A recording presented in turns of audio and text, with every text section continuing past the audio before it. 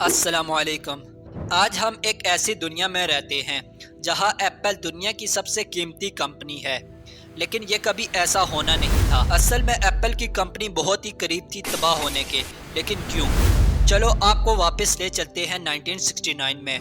اس وقت baby boomers بڑے ہو چکے تھے، وہ اپنے ملک سے نفرت کرتے تھے، وہ اس جنگ میں نہیں جانا چاہتے تھے جو چل رہی تھی، اور ان کے پاس دنیا کو دیکھنے کا بالکل ہی نیا نظریہ تھا۔ اس تبدیلی کا ایک اہم حصہ تھا ٹیکنالوجی۔ اس دور میں لوگ پہلی دفعہ مائکرو چپ بنانے پر کام کر رہے تھے، اور ایک آدمی اس مائکرو چپ کا بہت ہی بڑا فین بن چکا تھا۔ لیکن اس سے پہلے ہم ایک ایسے شخص کے بارے میں بات کریں گے جو ایپل بنانے میں شاید بہت ہی زیادہ امپورٹنٹ رول پلے کرتا ہے۔ اس کا نام تھا اسٹیو ووزنائک۔ وہ ایک ایسا اسٹوڈنٹ تھا جس کو کمپیوٹر سے بہت ہی زیادہ محبت تھی۔ وہ سرکٹ پر کتابیں پڑھتا اور خود پرابلم سولو کرتا، صرف اور صرف شوق کے لیے۔ اس کا خواب تھا کہ اس کے پاس ایک پرسنل کمپیوٹر ہو، لیکن اس وقت کمپیوٹر ایسے دکھتے تھے اور یہ بالکل بھی پرسنل نہیں لگتا۔ یہ سب کچھ بدلا 1974 میں، جب پہلا پرسنل کمپیوٹر آیا۔ یہ زیادہ کچھ نہیں کرتا تھا، یہ صرف ایک باکس تھا جس میں لائٹ چمکتی تھی اور جسے پروگرام کیا جا سکتا تھا، لیکن اس نے اسٹیو ووزنائک کا دماغ ہلا کر رکھ دیا۔ صرف ووزنائک ہی نہیں بلکہ دنیا بھر کے لوگ اس چیز پر پاگل ہو چکے تھے۔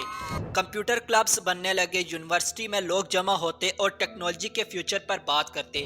ایسا ہی ایک کلب تھا home brave computer club, San Francisco میں۔ یہاں اسٹیو ووزنائک اپنی انوینشن لاتا اور یہیں پر ایک اور بندہ ہوتا تھا، اسٹیو جاب ووزنائک کے کمپیوٹر دیکھ کر امپریس ہو گیا۔ آخر دونوں نے ایک دوسرے سے کہا یہ چیزیں کیوں نہ بیچیں۔ پہلے انہوں نے ایک ڈیوائس بنائی جو فری لانگ ڈسٹینس کے لیے تھا، لیکن وہ فیل ہو گیا۔ پھر گراج میں جا کر انہوں نے بنایا ایپل 1۔ اس میں سکرین نہیں تھی، کی بورڈ نہیں تھا، صرف ایک سرکٹ بورڈ تھا۔ صرف 200 پیسز بنائے، 50 پیسز سیل ہوئے اور $3000 کمائے۔ یہ اسٹیو جابز کے لیے کافی نہیں تھا۔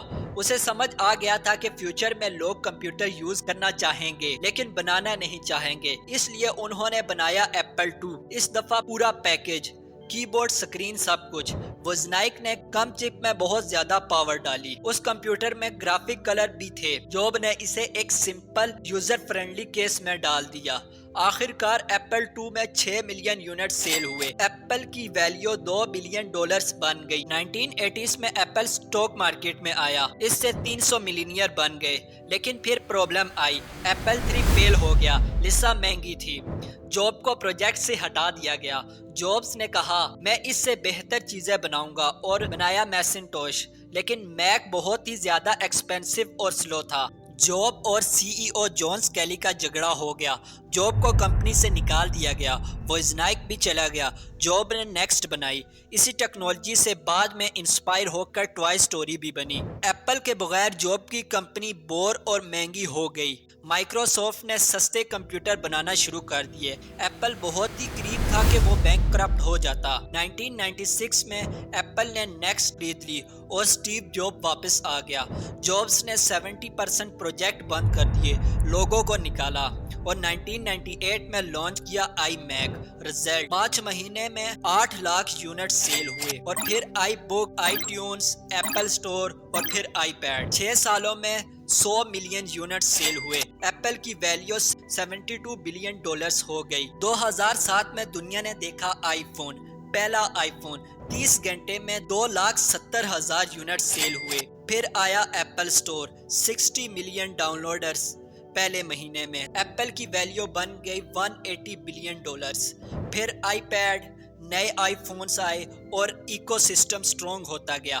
2011 میں اسٹیو جابز کی کینسر کی وجہ سے موت ہو گئی۔ ٹم کوک نے کمپنی سنبھالی، iMacs, Apple watches, services, Apple silicon, M1 chip, سب کچھ ایپل کا اپنا۔ اور اب آیا ایپل ویژن پرو۔ ایپل نے پھر سے ایک بالکل نئی کیٹیگری انٹروڈیوس کی، نہ فون نہ کمپیوٹر، کچھ بالکل نیا۔